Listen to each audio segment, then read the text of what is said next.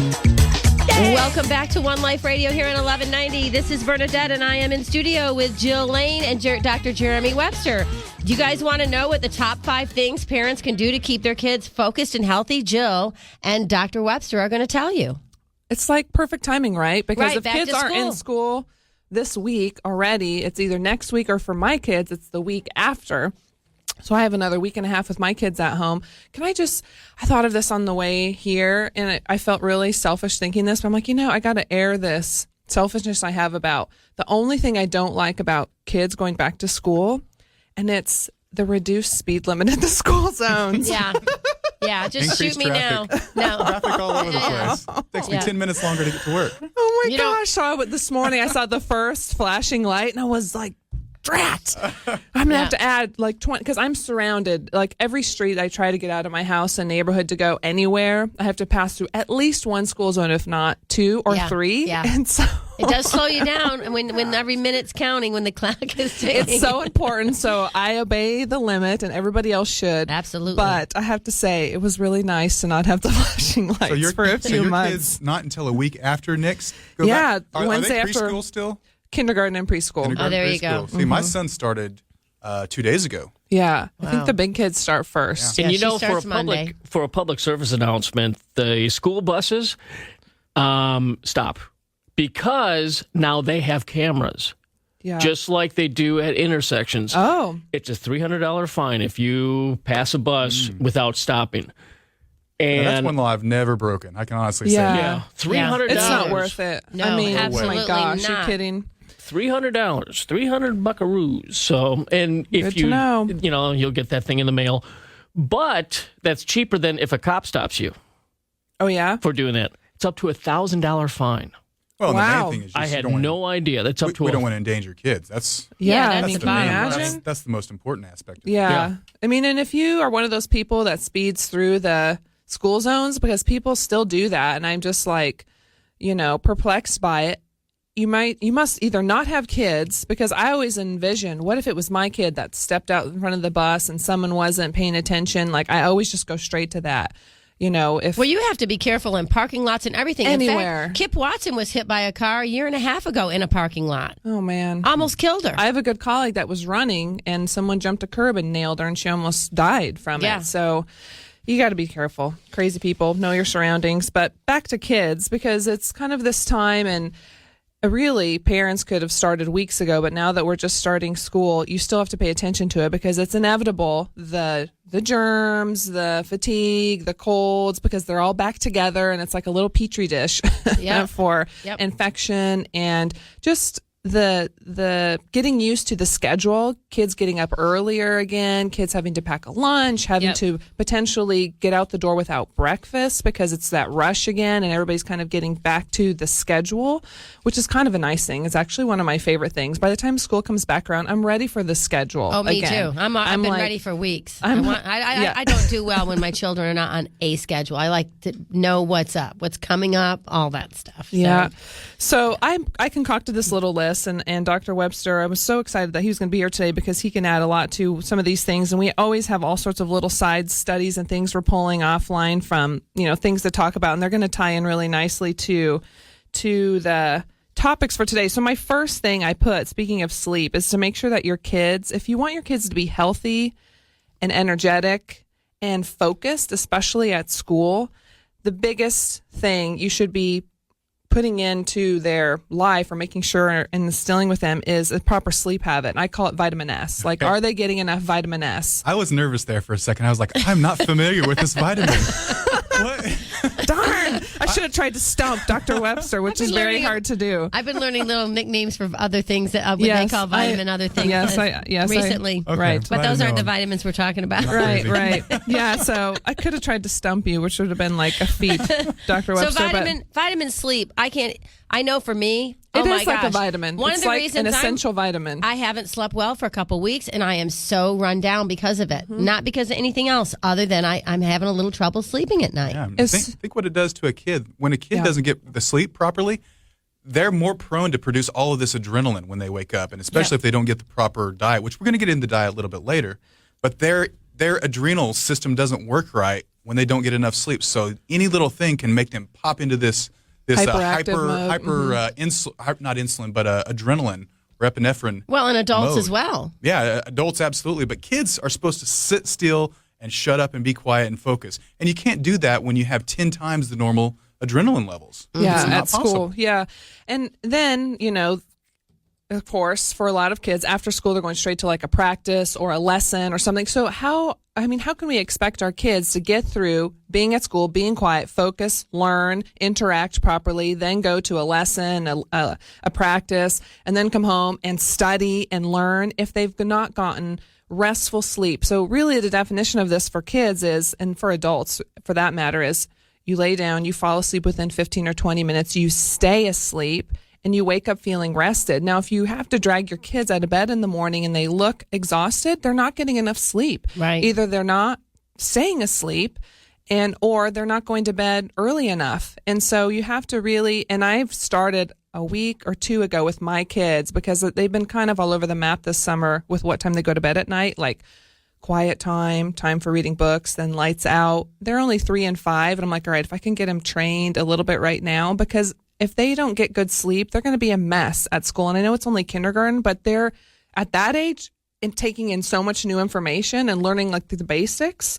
So you keep looking over at your daughter, you're like, get the message, get the message. Like what? Yeah, she's got her headphones on, and I hope she's listening because you know how the kids never listen to their parents, but they'll listen to somebody else. So Right. I hope she's listening. So we know that adults, fully grown adults, need at least 7 to 8 hours of sleep to really truly function optimally over the long term. Kids are not like adults. They have to do all the same things chemically and metabolically that adults have to do, but they also have this other factor that we don't have, and that's growth. Growth, right. So how much extra sleep do you think a kid needs? 9, 10, even 11, depending on the age? I've read the younger they are, it's more like 10, around 10. Babies can be as much as 10 to 12. Sure.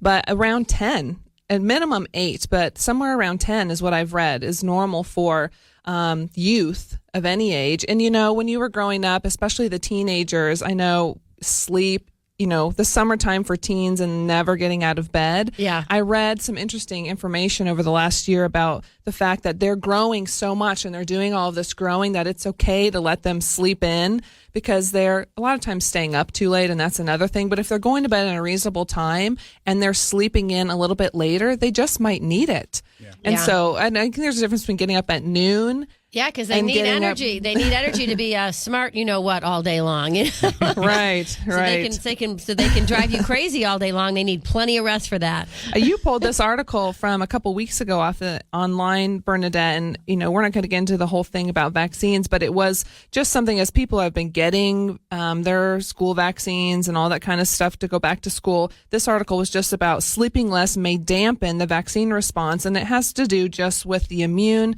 system and what happens to the immune system. Basically, it's decreased response to what you might be exposed to if you haven't slept enough. So everything functions at a lower level if you're not sleeping. Absolutely, yeah, and I feel it myself. I mean, you too. You've been, you know, dealing with young kids. Yeah. Yeah. Do you both know? You both have been slightly sleep deprived lately. Do you notice that your muscles are more sore? Oh yeah. A little bit more pain, almost like a fibromyalgia type. Just I don't feel as well. Yeah. No. The studies I've Older. seen show that when you have disrupted sleep, even if you're college age, in fact, the study I saw was in Harvard students. They just disrupted their sleep, so they couldn't obtain that deep phase 4 or stage 4 sleep. Uh-huh. It disrupted them slightly, not enough to even make them wake up, but just so that they couldn't get in that real deep stage, and that was enough to drive 100% of them into symptoms of fibromyalgia. Well, Wow, and it's amazing. speaking of sleep deficient, and this is, of course, with adults, you're not going to give Ambien or Lunesta to a child, but let's talk about that because I don't think enough people really realize how damaging those medications are at achieving true rest, true sleep. It's so, and you're not supposed to be on them for more than like 7 to 10 days. People are on them for months and years. Tell us, Dr. Webster, again about the 4 cycles and what that... Yeah, it's the same type of thing. When you sleep, you're supposed to go through this progressively deeper sleep over this 90-minute cycle approximately. And you go into 1, 2, 3, and then stage 4, which is your deepest sleep. And then you bounce out of that, and your eyes start flickering rapidly. It's called rapid eye movement. Kind of stimulates the brain so that your brain stays healthy. And then you fall back into this deep sleep again, and that cycles over and over. And when you take any kind of medication, whether it be barbiturates, Ambien, Lunesta, or even alcohol, something that makes you drowsy and makes you maybe fall asleep easier, you actually don't go or the REM sleep. So it knocks out one of those crucial stages, and you end up with a lot of problems. You either wake up feeling not rested if they knock out the stage 4 sleep, or you get these really manic type problems, even depression, if they knock out the REM sleep, because your brain needs that stimulation. Otherwise, you can't just shut your brain off for an 8-hour period. You have to shut it off and then stimulate, shut it off and then stimulate. Otherwise, your brain starts to decay. Wow. So we need to be relying on natural things, good sleep habits, not drugs. And we'll talk about I'm going to some take of those. a nap during the break. We'll be back right after that.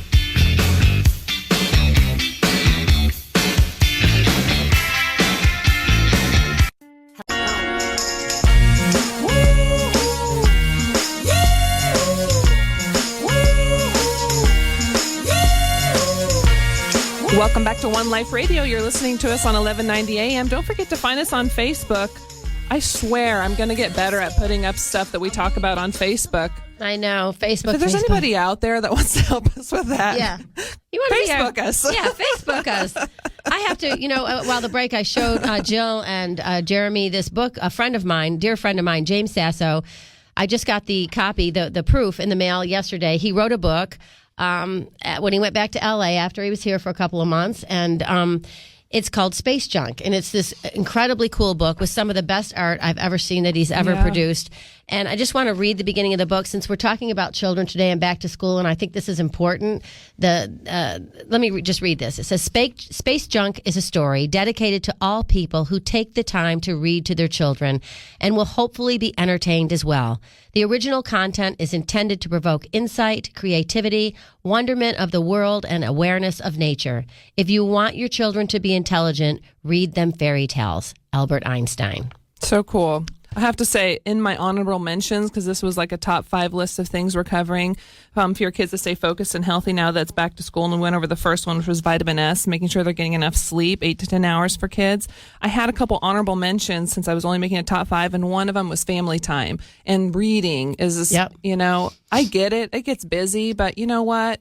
It's Not so only critical. do my kids like draw it in through their skin when I'm reading, I can just see that it lights them up. You're together doing stuff together. So there's like this too. They're just like, I just love to watch my kids' faces as I'm reading them a story. They're looking at the pictures because they don't yet read and they're trying to kind of take it all in. And that book has some amazing art. So I can't wait to get my hands on The it. artwork looks like what I can remember my dreams looking like when I was a child. Yeah. I love yeah. it. So who was the author of that? James Sasso, a very good friend of mine. He's a Dallasite, but that's recent. He's lived in LA for several years, comes back and forth, but very dear friend of mine. And this book will be available, I believe, by the end of September with the T-shirts with the beautiful art on them. I love the Einstein quote. Isn't that great? Yeah. He's such a brilliant man, and everybody thinks of him as a physicist or a mathematician. He was he had such a balanced mind. He was strong both in the left brain and the right brain because he had this creativity to look beyond what the typical physicist of the time was thinking and see things in a different way. That's truly what his genius was. A lot of people say, well, he wasn't really good at math, and that's ridiculous. He was great at math, but he was also great in the right side or the creative side of his brain, too. Yeah. Well, look at, of course, the listeners, and I'll post some of this on our Facebook page as well, but Space Junk says nothing and hands him a flower. There's so many great messages, and so it says, there is no greater thing than a positive power. Cool. What a great message for children. I want one. Right? And I could read the whole book. It's really well done. Can't wait for children to be able to be enjoying this at bedtime very soon. So.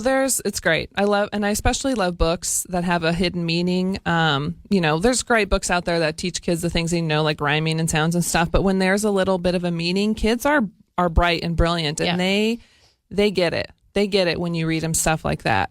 Especially if you talk about it a little bit in their language while you're reading it or after. Cool. Well, and this book is about protecting the environment as well, which is something it's very, very important for all of us. So and there's lots of pictures and big type. That's the best thing about it. Yeah. Oh, yeah. Easy to read. It won't take you all day. Love the art. I just love it. It's so colorful. Yeah, it's beautiful. It really is. Great. All right. Yay. Read right. to your kids. So That's a read good- to your kids. read to them before sleep. That's a good honorable mention, Jill. Yeah. Because Well, I think we've covered on the show a couple of times just the importance of families, and the busyness of today is taken away from some of the old heritages of families, like sitting down to eat dinner together, or the families just going outside and being active together. And activities on, one of the things on my list, it's number 4, is just being active, kids being active. And I specifically put outside, because not only do they get the benefit of being active and all that exercise brings to the body, but when they're outside, they get some of the benefits of vitamin D, depending on, how they're clothed. But there's just a difference between being active inside and being active outside. There's just an energetic difference, don't you all think? Like if you're outside sweating and and you're just in the sun or whatever the temperature is outside, it's more like being a kid. You're running through the grass as fast as you can, your legs are burning, your heart's pounding, that feeling you're supposed to have and get when you're a kid. I just love sitting outside. When I go home at night, that's the first thing I do is grab a cigar. No, I'm just kidding. Not on the list. I'm sort of joking. Sort of. I go outside and sit on my patio. Yeah, we'll get to that in the last segment, right? I think the most important thing about being outside with a kid is that the digital screens from the iPads, the iPhones, the Game Boys, they don't really work that well in bright sunlight, so they're forced to do something other than look down. Right. What I want parents to get in the habit of doing is look at the posture of your child. Look at what their neck posture is like and their head posture when they're just standing and walking. Mm-hmm. If their head is farther forward than looks to be natural, then they've got a problem. They need to get off the Game Boys and stop bending their head down all the time. Are you and listening? Playing video games. But even, even just sitting to read or study, they might not even be on something electronic. I think the normal posture for any of us, but especially for kids, is to slump when you're reading, taking notes, studying, whatever, sitting in class. I have a family that has a few kids they bring in to see me, and one son is a teenage athlete, and the first time he came in, his posture was so bad. And I said, can I stand up? And is it okay if I touch your back? And I just said, do this, retract your shoulder blades, stand up a little, lift up your chin, move your head. And I said, that is you, engage your core. This is you standing up tall. And his mom was like, oh my gosh. And I'm like, you instantly not only look 10 pounds thinner, because part of his issue is weight related, but I said, when it comes to your neck and the sports you're playing and your back and all that stuff. So I sent him off to do some corrective exercises with, someone in town who does that, because he just was so overtight in the front from such bad behaviors, whether it was in his sport or all his digital media and stuff. And that happens in the kids. And that might be why they don't sleep good. I mean, chiropractically, just some of that alignment and, there's so many things that can affect sleep from this list. So, well, and you have an incredible program for children, the Game On Athletic Training Program. You can find it at www.jilllane.com. And people can check out Game On. It's kind of a home study course for parents of student athletes, and it's video based and it's animated, so it's really fun. I'll probably be updating that. I'm actually working on some new free videos for my website, so stay tuned. In about the next 2 to 3 months, I'll have a lot of free stuff there. Awesome. So there's a little free stuff now, but it's going to be cooler free stuff.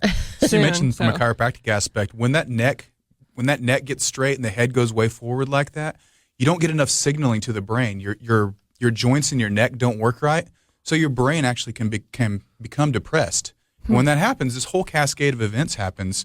Depression can happen, but you also get this problem with calming your nervous system down. You're supposed to have a lot of signaling coming from your spine and mostly from the neck. So when you get this straight neck, that's this forward head posture, you lose the signaling, brain function goes down, and then your stress system is allowed to escape. And that could be, as you said, related to the sleep, related with absorbing nutrients, and also related to not being able to sit still because they have this escaping stress response going on all day, every day. Yeah, so all of these kids that are potentially either diagnosed or not diagnosed with ADD, ADHD, all that sort of hyperactivity behavior, not that it could be as simplistic as, but it could be as simplistic as they're not getting deep, restful sleep. They may have some misalignment in the neck and upper back. Their activity levels could be low. Key nutrients being missing as well? Yeah, I mean, that ties into number 2, which is breakfast. Breakfast is, of course, the most important meal of the day. At least it is in my book. And the traditional breakfast of most kids is just like a sugar bomb waiting to go off like an hour or two after they consume it. So they're now potentially hyperactive because of poor sleep habits, over adrenaline rush in the morning because they didn't repair, and then they dump on top of that this giant sugar load that gives them a giant sugar spike, and then a few hours later everything comes crashing down and they wonder why they can't focus, or they feel a little like attention deficit at school, and unfortunately all these kids are getting pumped full of medications that aren't the real issue. And so breakfast should always have, without a doubt, most days of the week, some form of protein. Right. We talk about it on the show all the time. Not a bowl of cereal with milk. You know what? Here's the deal. I think now that I have my own kids, there's a realism to, balance. And while it'd be amazing for kids to just eat some, a chicken breast and some fruit, or some sort of natural chicken or turkey sausage or turkey bacon or a protein smoothie or something, if my kids choose to have, and I have kind of like the lowest sugar cereal, like cardboard flakes or something at my house that they might put their own little xylitol on. They, without doubt, are always eating a couple hard-boiled eggs with it, some natural chicken or turkey sausage. They don't eat that regularly by any means, but so they dang all the time, I might mix it up and they might use coconut milk or something on it. Just add protein to it. Add protein to it, at least to stall the blood sugar response of whatever that carbohydrate is, so that they have more sustained energy and focus, and they don't crash dive a couple hours later. And a lot of the private high schools and things right here, they have like a little place where kids can go to get snacks, and it's not always healthy. And so then they're spending their money going to get all more sugar stuff so they can just get back on that roller coaster again. I remember a couple years ago, I read a study, and it had to do with what the kids were eating for breakfast, and they measured the epinephrine levels of the kids at school. And what they did was they said, okay, let's have a balanced diet, high protein, fruits and vegetables. And then what they were really testing was, let's do a sugary cereal, wheat and cow milk. So when they would eat that sugary cereal with milk, some of the kids would have an adrenaline response, an epinephrine response 10 times greater than what is considered normal. So then you 10 times the amount of adrenaline in your system. You And go a back kid, good. little body. and a kid, and now sit still and shut up and don't disrupt anything. Wow. At school, right? Right. And if you do, we're going to throw you on some pills because you're ADHD. Yeah. Or we're going to put you in the special class because you must have a learning disorder. Right. And you know what those pills are? You know what Ritalin is? Ritalin is slow acting cocaine. Great. That's all it is. It's chemically virtually identical. Physiologically, it's identical. It acts a little bit slower, but it's identical. It's no different than snorting a line of cocaine over an hour rather than in 1 second. It's just slower acting on the body. Scary. And then a lot of those other drugs, the Adderalls. What about Adderall? And a lot of college mixed, girls take Adderall to keep themselves thin. Did you know that? Because they're mixed amphetamines. Yeah. They're mixed amphetamines. A lot of the drugs, they're mixed amphetamines. Some of them are actually pharmaceutical methamphetamine. I mean, literally, that's what they are. They're just made in a pharmacy rather than in a trailer. I used to take But it's the same Adderall. thing. You used to Mixed take amphetamine. Adderall? A lot of adults do. There's a lot of adults who feel like they suffer from It's that kind of too. that's why it's so banned in sports, because it is it is considered a PED. Yeah, It's a Adderall is performance for sure. enhancer. Yeah, and think what the people on Wall Street do. They take Coke. It does the same thing. They can work harder. They can focus at work because they're taking that stimulant, that cocaine. It fires up that part of the brain that controls the rest of the system that makes you not able to focus. It might be a little bit more intense, but it's like ephedra. It's Ritalin.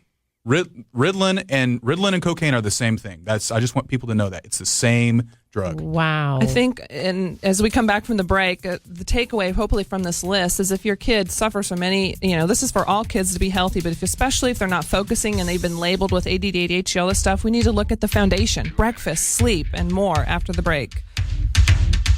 Pure energy.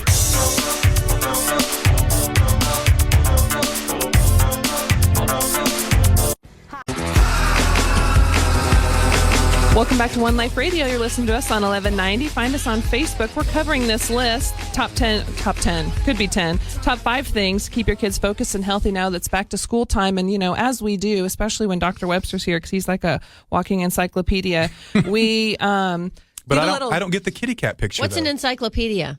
I know, right? He's like a walking iPad app. Walking Google.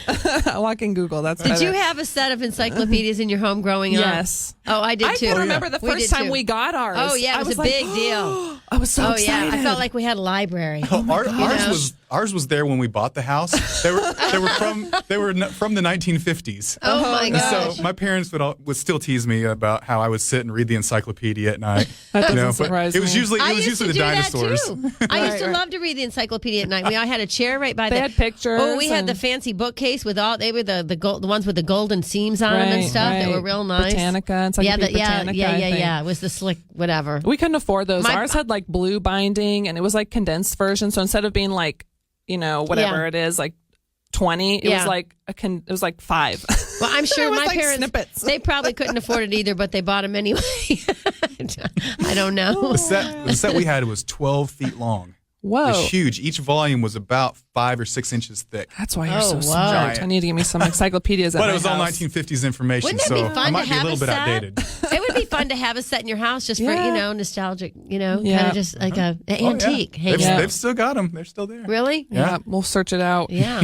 So we've covered sleep, vitamin S, and the importance of that. We covered activity, family time as one of the honorable mentions, and we're starting, and we should finish because we can get through the list. Breakfast and the importance of protein at breakfast and what that means. So hard-boiled eggs. This is what I do, at least in my house. Hard-boiled eggs, natural chicken or turkey sausage. My kids will sometimes do a protein smoothie.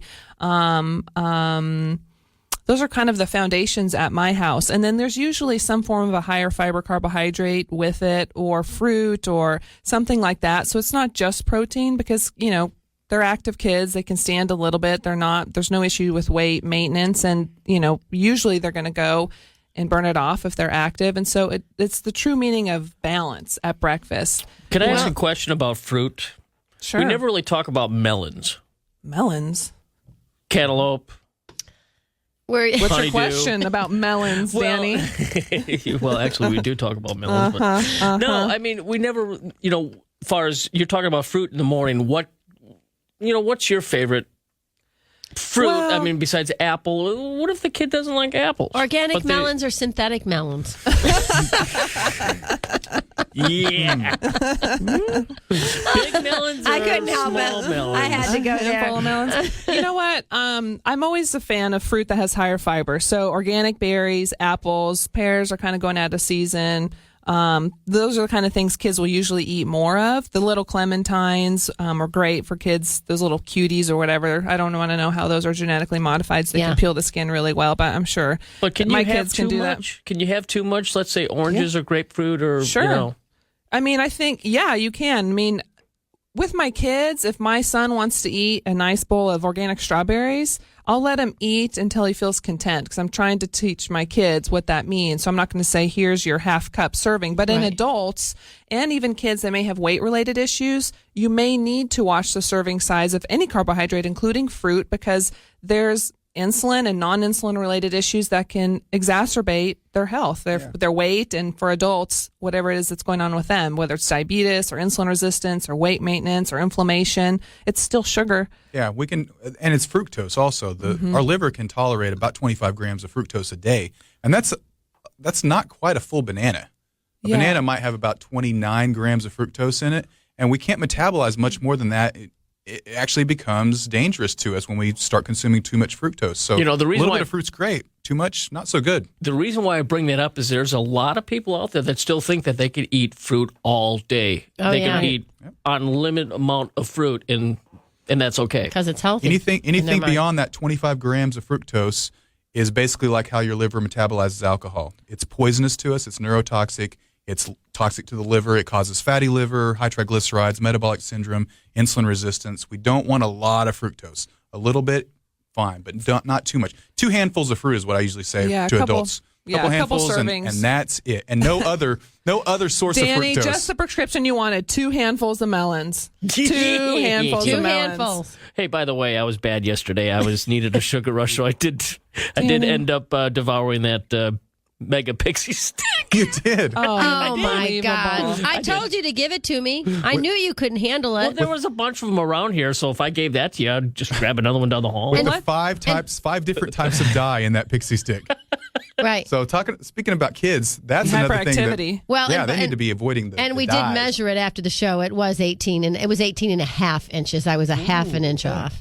Wow. So Yeah. Impressive. Yeah. Impressive. Well, you're- let's you know just you're roll late. that into number 5. Let's just roll that into the number 5 thing.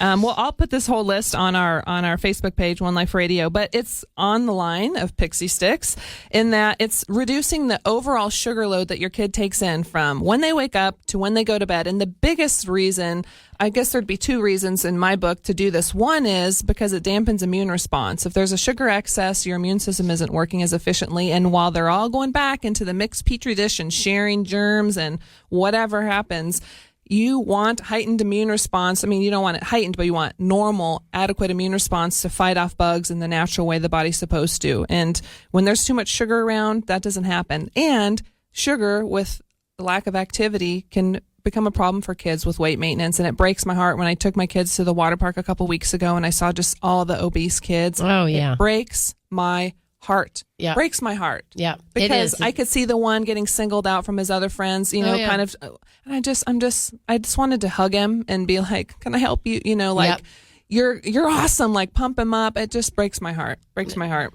And I had the same experience. There's so much obesity, and particularly in children, and it is really sad. So you Did- got to did be you a wanna sugar smack detective. Did you want to smack the Butterfinger out of his hand and then give him a hug? I wanted to actually beat up his parents because it's really his parents' fault, not his. It is. Oh, yeah. It's the parents' fault. It's no, you know, the kids learn from their parents. You're a model. That's why this list is for the parents to engage with their kids to make happen. And so I wanted really to set the, you know, go, Mom, Dad, come on over here. We need to have a little chat. You know, what is the deal with this? You know, he's not driving himself through the McDonald's drive-through or wherever, or he's not buying himself the Butterfinger. Sometimes that happens, but you know, it's more the core stuff that's happening or not happening at home that makes that. You know, I will say this: when I was growing up, I don't want to say never, but rarely did we go through the drive-through. My parents were pretty good at that, as far as not going to fast food restaurants. Yeah, Well, they mine didn't- too. And it's resulted in great eating habits as an adult. Yeah. Minus the pixie stick and the No, it 12-pack has. of Dr. Pepper he downs once so a year. my dad had a grocery store, so you know I used to go in the grocery store, and you know my dad was so sweet, he pretty much let me have whatever I But wanted. see, the thing about it, those, you know, when I was growing up in school and then high school, you know, I still drank a lot of soda pop and candy bars and what have you. But the difference then than now, I ran it off. We didn't have video games. Well, we had Pong. Yeah, I mean, we didn't have video games, and I know people hear this all the time. In my day, but seriously, in my day, that's what we did. 7:00 in the morning in the summer, I didn't come home till like 6:00 at night because I was playing baseball or wiffle ball or doing something. Yeah, the good old days. I think from a sugar point of view, so that you're not a total like crazy parent and taking like every bit of everything out of your kid's house. I'd just say be a sugar detective. Start to read for sugar and artificial colors and all that stuff we've covered on the show before in the products at your house, and make lateral shifts. Buy something with less sugar that's somewhat equivalent to what they're used to. And then once they get used to that, buy something with less sugar. I mean, you know, so you don't totally shock your kids and, you know, make them maybe want to search out sugar when you're not around and create up a bad eating behavior. And aspartame is not a good substitute. No, don't buy No. stuff with out the there. artificial sweeteners. Just, you know, buy stuff with the real stuff that's less and less and less in amount. Well, and next week we're going to talk more about if sitting is killing you. The truth about sitting down. Sitting increases the risk of death to up to 40%. Sitting makes us fat. How sitting wrecks your body. There's lots of information out there. And tune in on Monday for our new segment, Hyper Hope Supplements. Yes. Hyper Hope, and We're gonna be comparing them kind of like we do on Wednesdays from What the Heck You Drink and What the Heck You're Thinking. So that'll be a good way for you to find out if what you're popping in your pill is good for you or potentially toxic. Absolutely. You know, I think without sitting, I think chiropractors for the most part would be out of business. Honestly, sitting and the Game Boys, I don't think there's And lower back and neck. It's almost exclusive Wow. from people sitting down all the time. We wouldn't have all these back problems if it wasn't for sitting. Interesting. More on Why that. don't we finish the show standing up? Let's do it. All right. One of these days, we're gonna Oh really God! have Well, our now guys gonna hold hands too. Kumbaya. Yeah, I was just gonna say, let us pray. Kumbaya. Where's the s'mores? I want some s'mores with this campfire. S'mores. We're on the low sugar diet here. Yeah, speaking of that, Tina and I are going to start a cleanse next week on Tuesday through Friday, the gem, and we are going to do nothing but juice for 4 days. So Good for Boy. you. I'll be Yeah. eating my meat, watching you guys slip Yeah. that down again. and Tina better do it with me this time. No Right. cheating. I had to Tina. give you guys protein powder last time because I would not allow a straight juice fast, but maybe we can I'll do talk the about that protein next powder week. for sure. Yeah, Can I can't- drink beer in that cleanse? I can't lose all my Is beer muscles. juice? Yeah, you could do the pea protein at least. That's Yeah, vegetable that's based. what they did That's last right. time. Yeah, Yeah, don't all go right. don't go no protein. I'll put that in my do sucky it. cup. All right, My you sippy guys. cup, and it'll be juice. Thank you. With your handful of melons. Yeah. Yeah. Sounds like a perfect Friday, Danny. Yeah. Well, for everyone out there, have a super, super great, healthy, safe weekend because you get one body, you get one mind, and you get one life. Stand up and make the most of it. Well, melons are better than grabbing nuts. One life when it's one